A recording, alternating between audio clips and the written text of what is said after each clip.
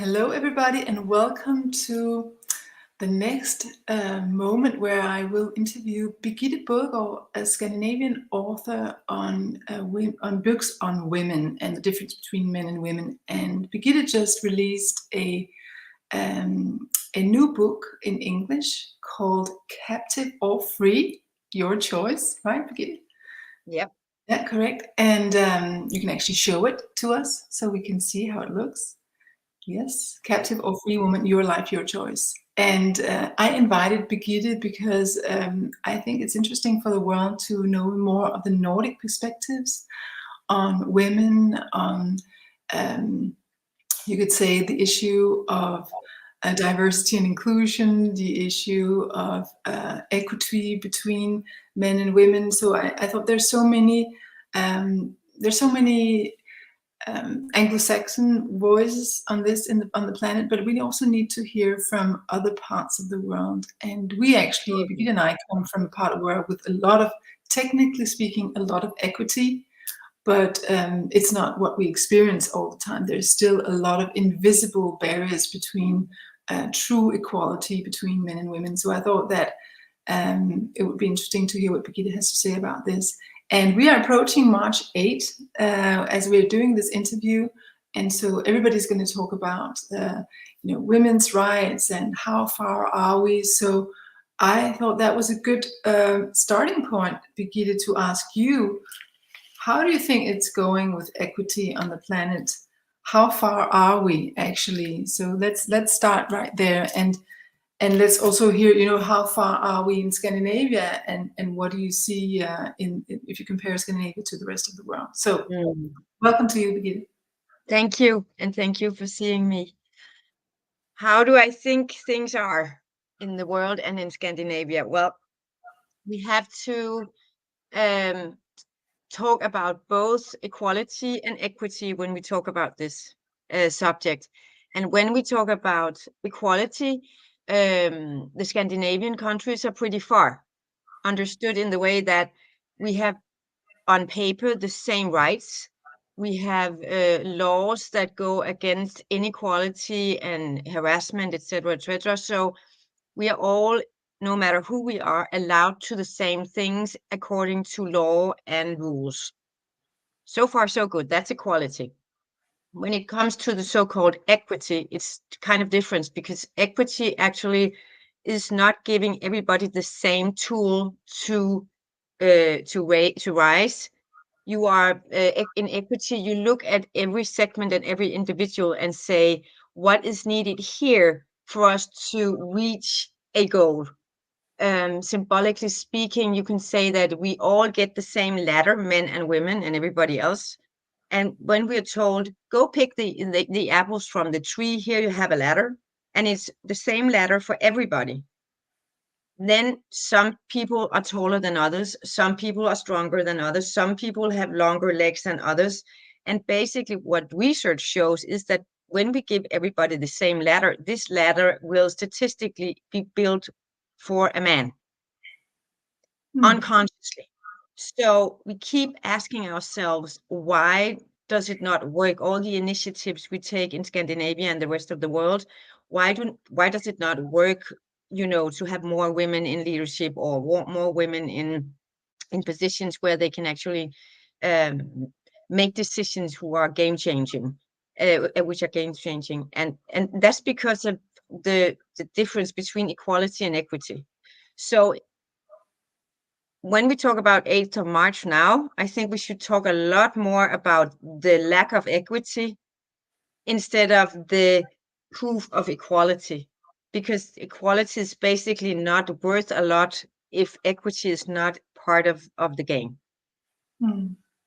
That's a very good distinction, because it seems to people that it's a mystery.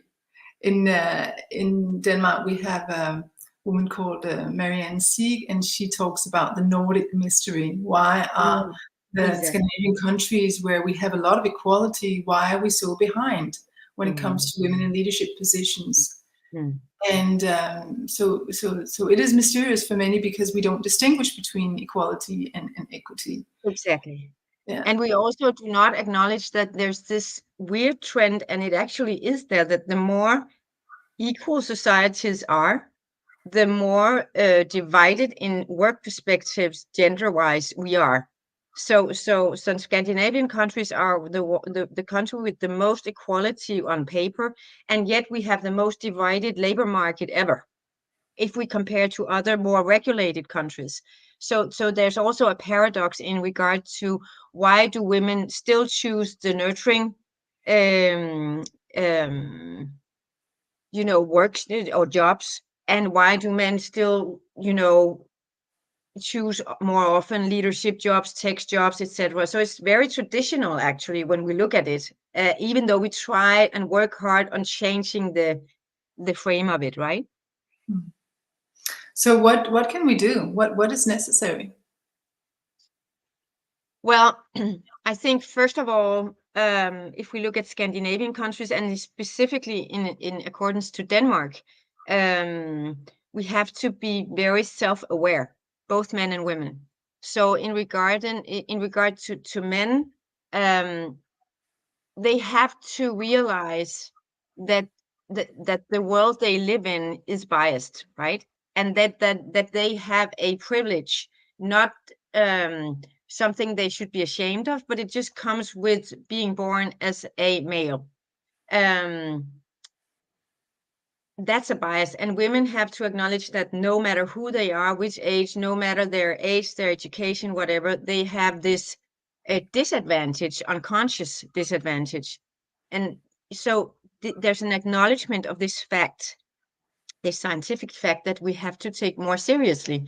In 2019, Boston Consulting Group actually came out with a survey that showed that only 3% of all Danish men take the significance of bias seriously. That's a really important impediment for change. If only 3% of all men in Denmark say, well, I think I take this seriously, and 97% of men say, well, doesn't matter, get in the game, and then it all works out, right? So that's one thing. And then women have to, acknowledge that in this society, there's a voice not being heard, and that's women's voices. And that women's voices has nothing to do with having a Danish female prime minister.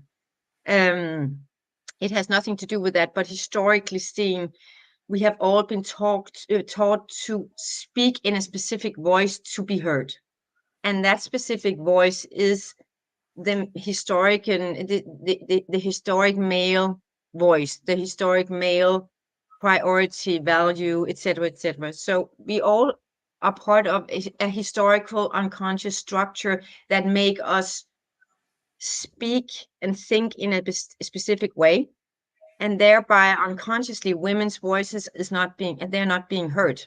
But there is so much when you dig into it, there is so much going on in this not revealed field that we need to know more of today. It's wonderful with you, because you've done such an extensive amount of research, so you're really up to speed with all these stats. And 3% of men acknowledging that there's a problem with bias is not very much.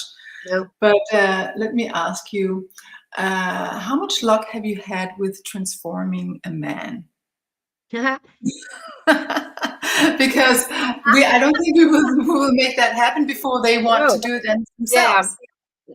Well, how much luck have I had? Well, I think if we keep poking lovingly, something will happen. It's got to happen, because we have to be together about this change. It's not about either or, it's both of us, right?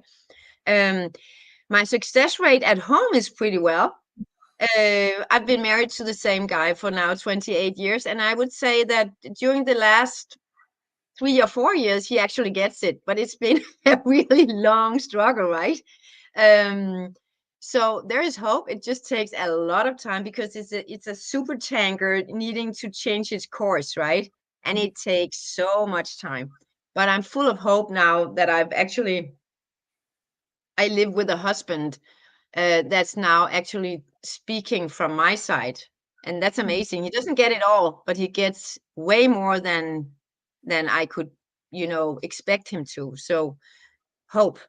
And then I actually now and then meet, not very often, but they are there, some male executives, and they really want to know and they want to dig into the subject. I just met one recently, and it made me so full of hope that I was like, if this guy can actually believe and think this way, he might actually be able to influence other guys, because that's the kind of depressing fact that if one male gets the picture and he starts to promote it, it will probably happen much faster than if you and I keep saying the same thing, right?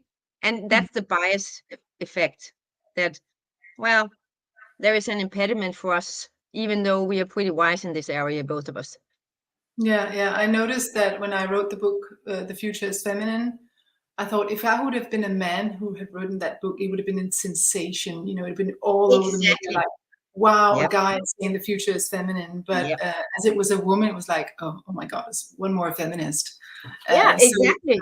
voice is sort of, you're regarded with completely different eyes Yep. when you're a woman talking about these things. Do you remember when some years back there was a Swedish guy called Lars Einar Engström? He wrote Confessions from a Male Chauvinist. He Yeah. was all over the world. I mean, he was like everywhere, right? And he Yeah. didn't say anything else than you and I would have said, like in 1,000 Chronicles or whatever. And now this recent guy, I don't know if I'm supposed to call him or her that, but Caroline Farberger. Yeah. She's everywhere.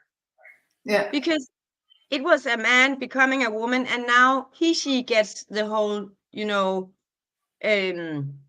media attention. So there's something about the bias that when we listen to a man, it becomes kind of more serious and less feminist. Now we can count on it, right? And the funny thing is that you and I, we don't actually we don't even talk about feminism. We talk about mechanisms. We talk about historic and sociological, spiritual facts and movements and reflections. So it's interesting to see how things become so quickly, labeled something that is not even supposed to be, I think. Yeah, and also interesting that everything that has to do with women or the feminine is regarded as secondary. I mean, Simone de Beauvoir said that women are regarded le deuxième sexe, the secondary gender, and that's still the fact in most parts of the world, that we are not, the feminine is regarded as something inferior to the masculine. And that, of course, creates this unconscious bias that perpetuates the problem with women being suppressed, mutilated, violated, or just overlooked, or not seen, or not fully seen. Totally. Yeah. So to me, it's both women and the feminine in a combination that's being suppressed, right? So the feminine is kind of a energy system or a values system of, of characteristics that the world desperately needs but keeps suppressing. And women are often closer connected psychologically. Not everybody, definitely not, but we have a closer statistically connection to this part of our way of being and leading, by the way. And it's both suppressed somehow, so it becomes a double mechanism, right? Yeah. So it's a tough one, I think, because it looks so well on paper, and in reality, it's actually not going very well at all. And a lot of people outside Scandinavia think we are so far, right? But actually, Denmark is specifically going backwards at the moment, so we're not doing that well at all. But there is help to get, and that is what we can get in some of your books, because you've written 2 very important books.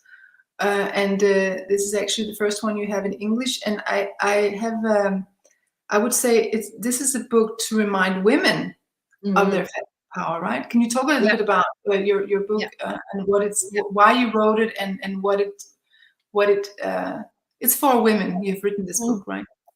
Yeah, it's definitely targeted women and the men who want to understand more. Mm-hmm. But what I've done in this book is that I've tried to use my own life as a woman, my education, my career, my life changes, my kids, my whatever happened, and then I dig into societal theory and different links, trying to show that this missing voice is living in all women, and we need to listen to it, because if we look at statistics, it's been in the newspapers as late as today, this morning. Many more women than men actually do the SSRI, antidepressive medicine. We have so much stress. We have burnouts. We have, if you look at the statistics everywhere, women are much more vulnerable to this society structure than men are. That doesn't mean that men is healthy for men either, not at all. But the point is that if we look at it historically, the framework we are all living in has historically been defined by men, through like 5,000 years. And women have not had their part or share in defining the voice of society, you can say. So when we talk about equality, we are being told as women that you are equal as long as you accept the rules, the values, and priorities of the established society. But since women haven't been part of defining these things, it's actually not equality, it's adaptation, right? Mm. And that creates a psychological split in a woman. Actually, I would say in every woman at all. So we have this head of ours being told you are equal, you are an equal citizen, so just get into the game, and then you have all possibilities. And then when we look at our body, we sense into the body what is actually happening. What is it a feeling? There is this feeling of inequality, of unworthiness. And I might provoke somebody by saying unworthiness, but I think when I talk to women, it's a story not being told. It's a suppressed story. I'm not worthy. Mm. And what I've done with this book is documenting the pain of the unworthiness, and then trying to flip it and say, now I'll tell you why you are so utmost important at this time in life, Mm.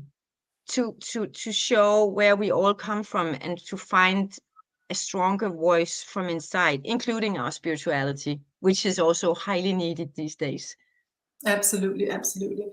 And you have such an interesting background, or you have an interesting angle, because you're a specialist in Jungian Yeah, psychology. So you look yeah. also at archetypes and what we suppressed, and what would you say from that angle is most striking for you when you look at women today? Because a lot of our feminine power is so suppressed that it's even unconscious for ourselves. Yeah, So from exactly. that perspective, what do you see? What is it? What archetypes are suppressed, and which archetypes are most alive in us? Um, when I have female clients, they start dreaming about the queen Hmm. after some months. Not all of them, but I recently figured out that about 8 out of 10 start dreaming about the queen when they have been going on for a few months. And usually the queen is like the mother archetype traditionally seen in Jungian theory. But now I'm sensing that this queen is our inner queen, our wish for sovereignty, right? I don't know if you have read the mythical novel called Lady Ragnell and Sir Gawain. If not, I will really encourage you all to read it, because it's very beautiful. I'll just give you a small review here. So, very short version of it is that this guy Sir Gawain is he's been forced to marry Lady Ragnell, and Lady Ragnell is a really horrible, ugly woman who's been she has framed Sir Arthur, and his good friend Sir Gawain will be forced to marry her. And Sir Gawain is so loyal, he says, "I'll do that." And Lady Ragnell says when they have become married, "Now kiss me." And he's like, "Okay, I'll kiss you." And he kisses her, and woo, she becomes the most beautiful woman of all women. And he's like, "What's going on?" She said, "You showed me love, even though I'm not a very beautiful person. So now you know I can be beautiful at night and ugly at day, or the other way around. Your choice." And Sir Gavin says, "I'm not going to make that choice. I'll leave it to you to decide what you want as a woman." And whoop, she becomes beautiful both day and night, because she gets the sovereignty to choose for herself, right? And it turns out she has had a bad spell and blah blah blah. But the symbol of this story is that women need their sovereignty. So I'm starting to see that we have a revival of the queen as an archetype, but seen in a different angle than we did before. So it's much more our own queen, the wish for our own sovereignty, and that's pretty symbolic in the society that we're speaking of today, right?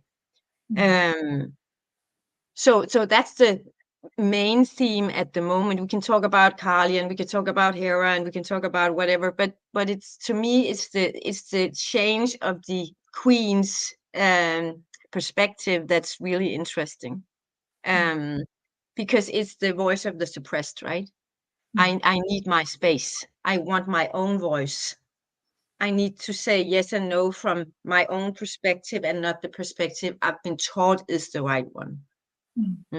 Yeah, very important. And I think we just I just before we had this interview, I was giving a course about feminine light, and we talked about just in the session before that how important it is that women give to themselves what they want from others. So stop expecting the man to give them what they desire.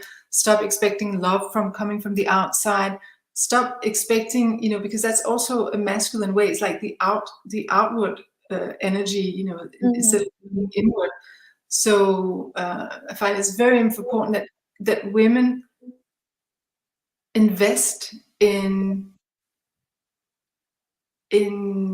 bringing forth everything they want from the inside, because that creates true sovereignty. That you are the queen in your own queendom, and you know your own queendom. You know every corner of it. You know the wild side. You know the sad side. You know the beautiful side. You know the regular side. You know all the aspects, and you appreciate every single one of them. You're not an enemy inside of yourself. And I think this has been a huge problem for women, because we've sort of internalized what we perceived as the masculine gaze. So it's quite confusing, actually. It's like living in this. Yeah, who am I actually? Is it my gaze or another gaze, or whose gaze is it? And what do I think is beautiful? What do I think is the right thing to do? Instead of constantly measuring ourselves with the outside, with the gaze and the and the expectations of the masculinely defined world. So I think it's very important, this archetype of the queen. Yeah. And in this queen and the sovereignty issue is also, and I think that's an impediment for a lot of women, that's accepting and acknowledging the pain. Because there's an aspect of pain going on this journey. You will pass the pain, but there's a pain point you have to go through, and maybe even a point of homelessness, or feeling, if I'm not this, then who am I because you haven't really defined from the inside yet who you are and where you want to go, right? So it leaves at some point some women in a phase of, I'm not sure I can hold this space for myself, because it seems so rootless. And actually, that's the most important place of all, because that's where you start putting your own roots into your soil, right? But it really demands, somebody helping you to hold the space, but also that you acknowledge that pain is part of the journey, I think. Yeah. And the pain is not something to be afraid of, because it's just pain. It's just an energy you go through. And it's actually a very good teacher. Pain is a very good teacher. Yes. And suffering is also a good teacher, because it inspires you to evolve, because you don't want to stay in the pain. Exactly. And that's why it's sad. I really agree with you. It's sad when we just pop a pill instead of going through the pain, because there's so many gifts. Going through the pain and coming to the light on the other side is like so empowering. And fortunately, more and more women are doing this. And I think this is where sisterhood is extremely important, that we help each other. Yeah. This is where sisterhood is, and true sisterhood. And again, there's one more way of the feminine that we need to evolve, because sisterhood has been poisonous in the old system, where women have been very good at holding each other down. So again, internalizing the masculine gaze and using it to suppress. Or I don't know if it's the masculine gaze that does that, but oh my God, as women have been really, really. But and we it partly still are, right? And not all. And I see more and more of the thank goodness, or thank goddess. I see more and more of the opposite. But in some areas of life, like corporate leadership or politics and stuff, I'm not so sure that's it's that developed yet. So that we still got way to go, I think. But you're right, the sistership is essential, right? Because if we want to make a change also in society, we got to stick together and insist on, raising each other voices like you do now. Thank you very much. And like each other's posts, comment on each other's messages, share them, whatever we can do to raise the mutual voice and to show that we are not alone, right? There are more of us. Yeah, and also to help see each other with the feminine gaze, because that's so needed, because we need that so much. So so if people read your book, are they going to get talk a little bit more about what you offer in the book? Is it a self-help book? Is it a story? What kind of book is it?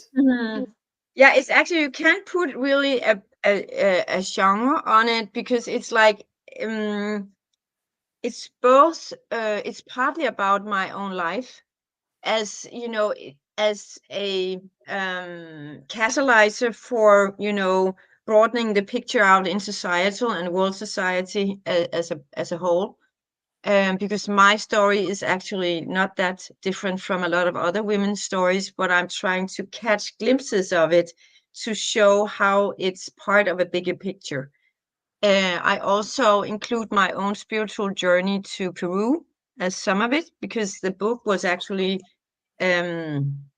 written after I was in Peru in 2016, and I was told in a ceremony that I was supposed to write a book about this, and I had absolutely no clue about what this shaman was talking about when I came home. And then it all unfolded during the 1 or 2 years after the journey, right? So it's also about digging into spirituality and see how can we use spirituality in our daily life in this modern society, not as a truth, but as a tool to become nearer to ourselves and to others, by the way, because the connection is so essential. And then I use it for this spirituality. I also write about it in the perspective of let women near their own voice, get to know their own voice. So it's not a very linear book. It's much more poetic. It got links and documentation and stuff, but the voice of it, the tone of voice, is much more fluent and cyclic and not very logical. So you flow with the book instead of chapter. It's got chapters, and it's got its own kind of logic, but it's definitely not linear logic.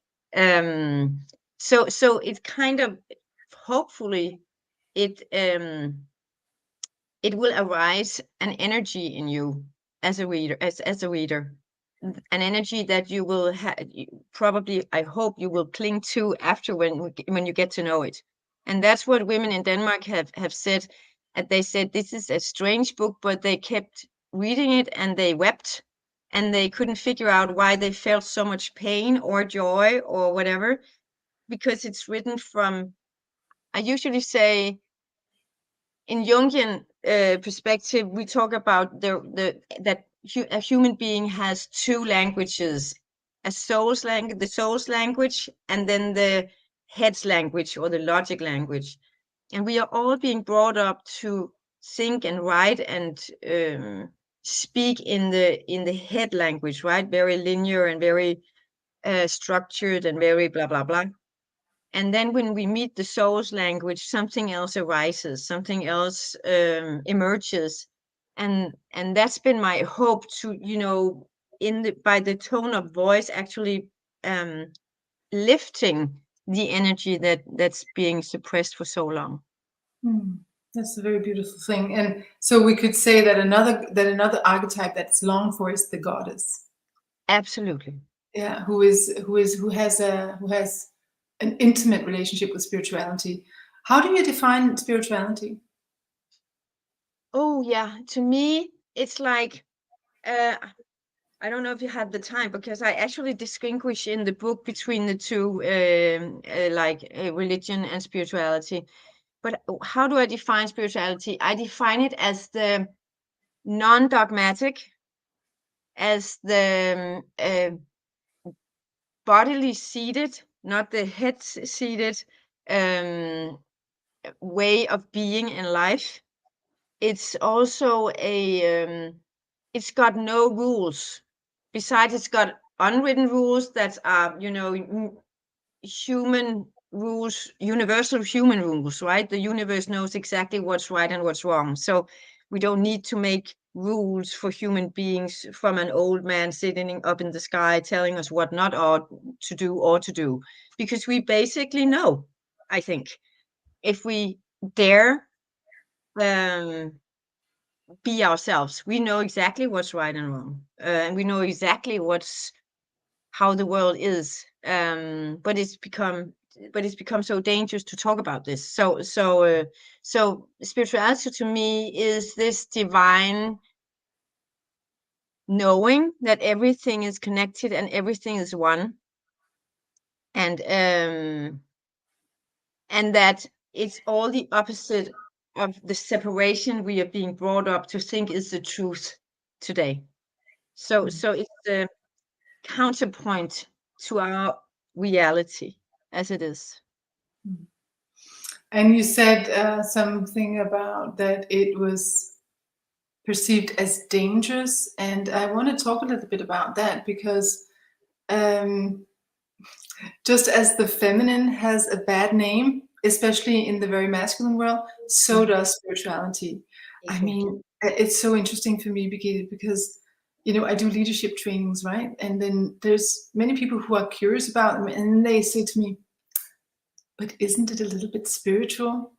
And I say, "Yeah, is that a problem?" Because for me, spirituality is just part of the whole. It's if we take out spirituality, we're like taking out, the source. Where do we come from? How are we part of this big web? So for me, it would be unnatural to remove something that we are part of. It's like saying, the heart, isn't that a little bit messy with the heart? Let's remove the heart, So for me, it's like that. So it's interesting for me that people are like a little bit, isn't it a little bit spiritual? That's a little bit.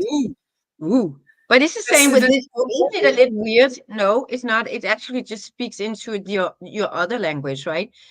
I so agree. It's like neglecting that there is a third person here. Like, she's not there, so I'm just not going to mention her, even though she's standing there right there, or he. So I agree. And I think there's, talking about spirituality, there's also kind of this it's the word spirituality has been kind of stigmatized. So when we say spirituality, we think it's supposed to be about women in flowery dresses around a fire with a rose in the hair, and everybody's got long hair, not short hair, and and it's all the glittery blah blah blah stuff. But basically, that's only part of or one interpretation of spirituality, because you can be spiritually deeply grounded without that, right? So it's only that's only one aspect of it. What I think about spirituality is actually that we also need to talk about more about the importance of rituals and of ceremonies, because that's been drawn up out of our lives as well. In regard to life phases, in regard to moon, in regard to whatever. So our rituals and ceremonies have become, they have been buried together with the spirituality. And that's a huge loss for humanity, I think. Yeah, you can say spirituality is it's just as invisible as the feminine. Yep. And because it's invisible, it gets categorized in the section of mysterious, which it is. It is mysterious. Yeah. But just because, I mean, our Danish author Karen Blixen, who is known in the world. I'm sorry, I'm about to get strangled from something in my throat, but that will not stop me. But Karen Blixen said, it's not a bad thing about a story that you don't understand it. No, it's true. Yeah, and so just because you don't have to understand. Yeah, just because something is, and that's the same thing you can say about a woman. It's not a bad thing about a woman that you don't fully understand her. It's actually it makes it quite exciting and something that you can keep unfolding. And it's not a bad thing about a man you don't fully understand. Totally agree. It's a mystery. It's a mystery, and that keeps us interested and keeps us curious and keeps us exploring and keeps us. And this is where we need to show up without the bias. Yeah. To learn and to understand and to be open and to be more to grow. Yeah. It's funny because I'm just thinking, I'm reading a book at this time called The Uncontrollable by a sociologist called Hartmut Rosa. And he's actually in a very, very, very highly developed way. So I'm like reading one page at a time because then I become tired. But he's actually proving that no matter how much we try to control everything and put it into frames, there's always going to be something that's uncontrollable, not to be understood, not, or even going the exactly wrong way of what the purpose is or the goal of, controlling everything is. So I think you're totally right. It when it comes to men and women as well, we cannot control each other. We cannot control our relationship. We have to make that a mystery as well, right? A mystery, and being full of equity at this moment. Because if not, if one part is more unworthy than the other, it's really going to have a challenge. But you're totally right. I agree. Yeah. Yes, the yin and the yang, because there's some things where we want to understand as much as possible. And I think this has become really, really important. We're making this interview 3 months after AI went amok, where we now see what we have heard about it for 20 years, that AI was getting so and so powerful and able to replace so and so many human functions. And now it's here. Yeah. Yeah, and it's a total disruption and total revolution to watch that AI can do art better than artists, graphic design better than graphic designers, law better than lawmakers, doctors work better than doctors, write better than writers. It's really here. So we have to pay attention now and wake up. Totally. And the interesting thing about AI, and I'm really aware of this one, is that it's been proven again and again that AI is also biased. So it's got the male gaze as well. So if we look at AI from that perspective, women have a serious job trying to stand up for themselves, because this is going to be in regard to, for example, laws. There was a trial in the US a few years ago where an AI was doing the judgment, and it was two persons. I think it was a black woman and a white guy, and they both one stole a car and the other one stole a bike, right? And the white guy stole a car, and the black woman stole a bike because she needed to go to her son's kindergarten to pick him up or whatever. And she was actually her Penalty. her penalty was actually higher than the white guy's, even though he had another track record as well into the criminal system. So what was said was, it's got consequences to segments of the world that are not male, white, privileged, right? So this is not for fun. This is serious business, not least for women. Yeah.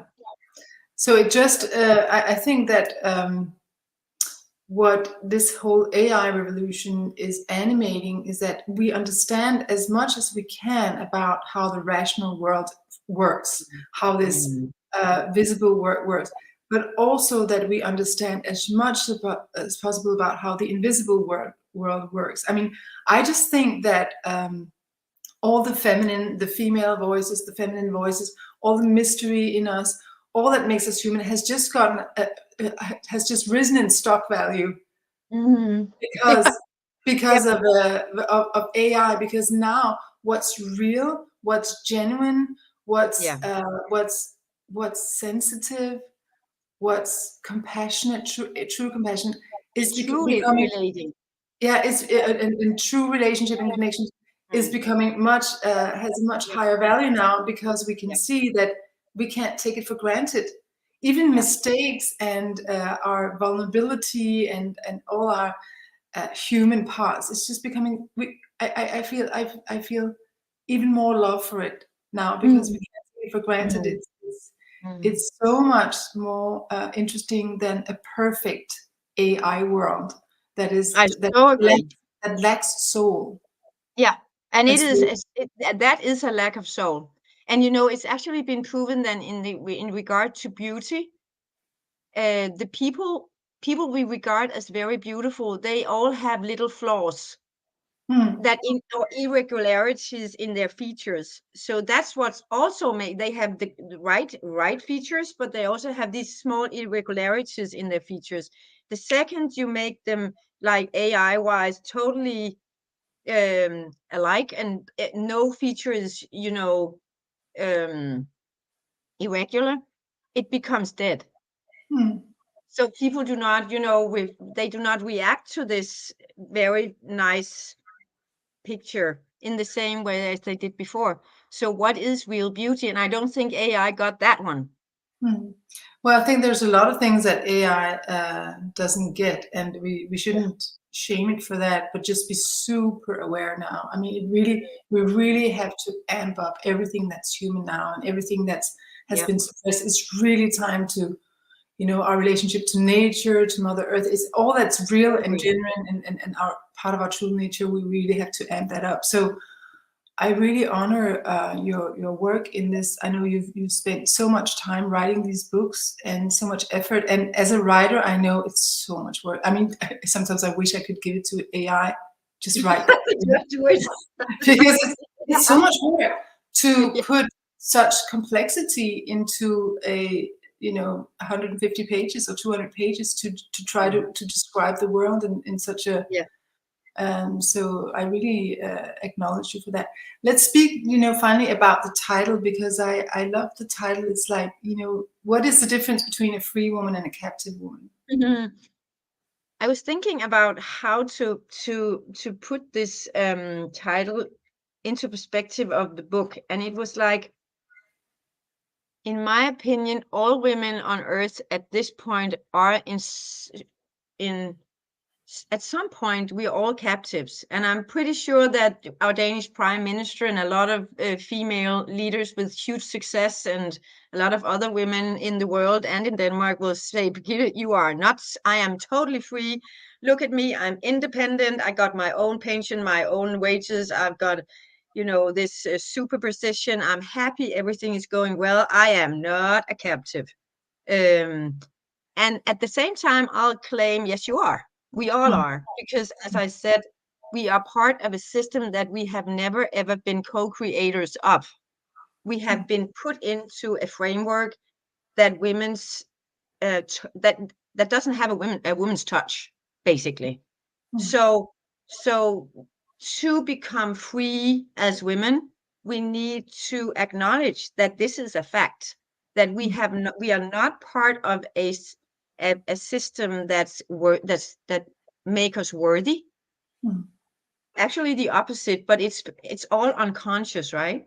Because of our historical perspective, and it's nobody's fault. It's not, we can't blame men today. We cannot be angry with them, except the ones that are making a lot of trouble, but that's another issue. That's a power complex issue.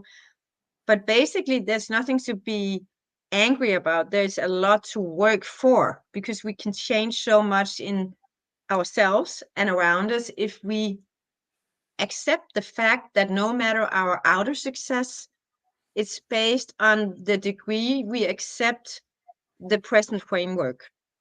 And a lot of women, most women, do not feel that much at home in the present framework, but they suppress this feeling, because if they want to survive, they have to accept the frame, right? So it's in exactly that perspective I chose to say captive or free woman, because it kind of shows the conflict inside of us, or in most of us. Yeah, and what's interesting when we talk about women in leadership is that a lot of women who have climbed the ladder, who actually are in leadership positions, have a very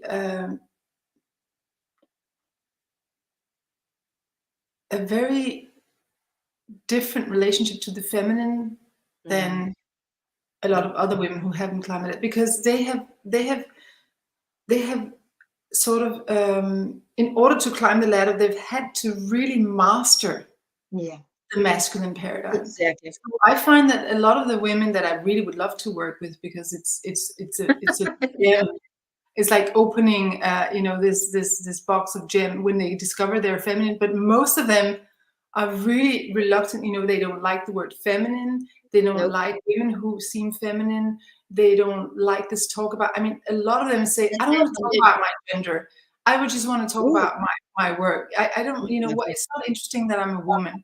So they have sort of got gender neutral. And I think a survival mechanism, basically, right? A psychological way of surviving the system. Yeah. And also, I think it's interesting that many from the young generation don't want to be called gender either. I have a lot of friends whose daughters don't want to be called daughters. They just want to become children. So it's interesting in perspective. We have people who say, I don't want gender to be an issue. I just want to talk about my competencies. Yeah. What do you think about that? If we look about at female leaders thinking this way, and also their daughters. Yeah. I know. Well, one thing is that when we talk about bias theory, I hear so many companies and people in leadership saying, oh, in our place, we focus on the competences, not on gender. So that's kind of a standard phrase. And then you feel very evolved and think, I'm so diverse in my thinking. But the fact is that when this is your attitude, you are so biased, because you will unconsciously be predominated in your mind by what's called the male default. And that's, basically shown in, for example, if you look at two CVs and they've got the same wording, but the name and the picture is a male and a female, and the female will be harshly judged compared to to the male, and there's no difference besides the name and the picture, right? And we try to rationalize our decision here, but it's basically the not worthy woman stuff coming up and arising again. So I usually tend to say to organizations that do have this as their dominant way of thinking, well, then no wonder it's not working for you, because you are so biased in your serious wish of being non-biased. So that's one thing. And these women we are talking about here are, totally aligned with this message, because that's what made them, right? And if I can do it as a woman, so can other women. So it becomes kind of a narrative that's being reinforced all the time at the top. So that's one thing. When we talk about not being a gender and their daughters not being, being a they or whatever, I think it's a societal consequence. We've, as far going back as ever, we have had trans people, or what we call them, as far as Inanna's time or whatever, is they go way back, and they are a really important aspect of our society. But what's happening now is, when you look at statistics, the number of young girls wishing or expressing they want to change has arisen by, I don't know how many in Sweden is 1,500%. 1,500%. In England, the numbers are huge. In Denmark, they are huge as well. So it's the numbers have changed from being a pretty small amount of young boys and young men, and even less young women, to now women being all over the place. I mean, they take up so much of the space in these statistics. And now scientists are beginning to wonder why, because it's a change pattern. And my own perspective in this is that we have become so, as women, lost in this society, that we kind of have this, women are feeling so, if we look at society today, women are feeling so bad statistically. I mean, burnout and stress, depression, whatever. There are so many issues in this, autoimmune diseases, whatever. And my own theory is, and I know that's what you were digging into in science in regard to this subject, is that women do not want to be women because it's too painful.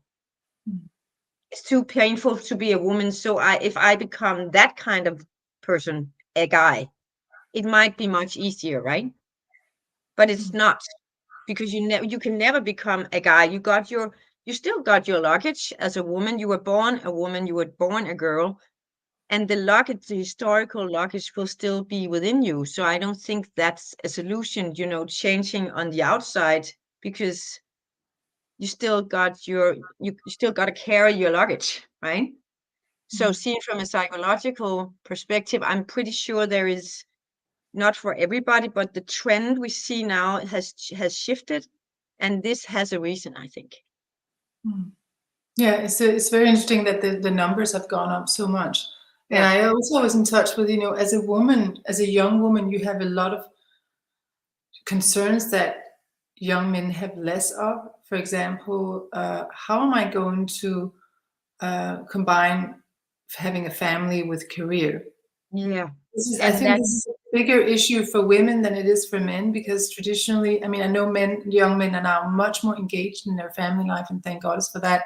Yeah. But still, you can't really, it's the woman who gets pregnant, it's the woman who has a period, it's the woman who breastfeeds, and so on. And now I see that technology is willing to solve that as well. Did you see, I think it was even posted, artificial babies, produced in a factory? I know. Yeah, I know. And if you look at that from a psychological point of view, we are going to have so many sick people, I'm sorry to say that, if that becomes reality, because there will be no, mother's heart during 9 months. There will be no caressing the stomach. There will be no singing from the mother's or father's voice.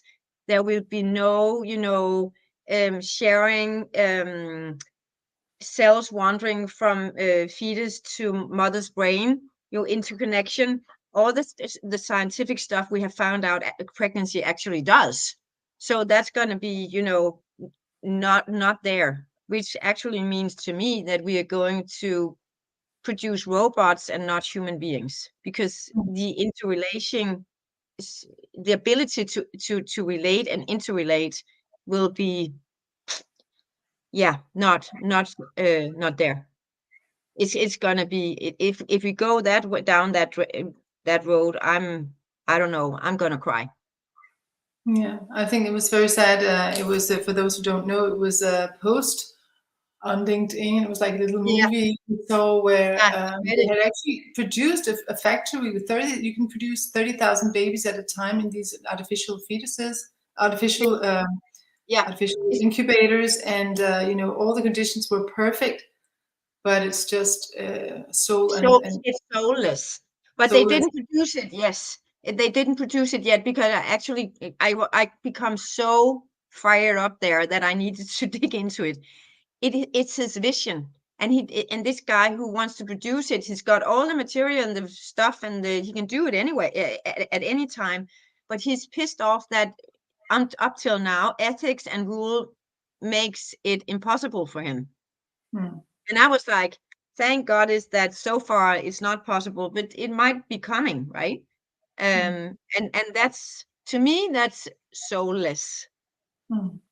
Yeah, which brings us back to why it's so important that we cultivate the soul inside of us and the feminine in balance with the masculine, so we can make healthy choices. It's important for women, it's important for men, it's important for everybody in between, that everything that makes us human, and that is for both men and women and everybody in between, both the masculine side and the feminine side. We need to cultivate that now. And because the feminine side has been so repressed, I mean, we are many, you and I and many more, trying to amp it up. Now I say we really need to focus on that side, because that's what's going to be needed. So in short, I really recommend your books, and I really want to thank you for your thorough work. You are unstoppable about researching and commenting and posting, and I think you have gained already here in Scandinavia a lot of influence, and I hope it will travel forth and also influence the rest of the world. So thank you so much, and thank you for taking the time. Thank you very much for having me to this talk. Yes, so you can buy Birgitte's book on Amazon, and just look for Birgitte. It's a difficult name to say in English. How do you pronounce it? You can look at how it's a horrible. It's a horrible name. You look for Captive or Free Woman, and then you will find it. All right. Thank you so much. Thank you so much. See you. Bye.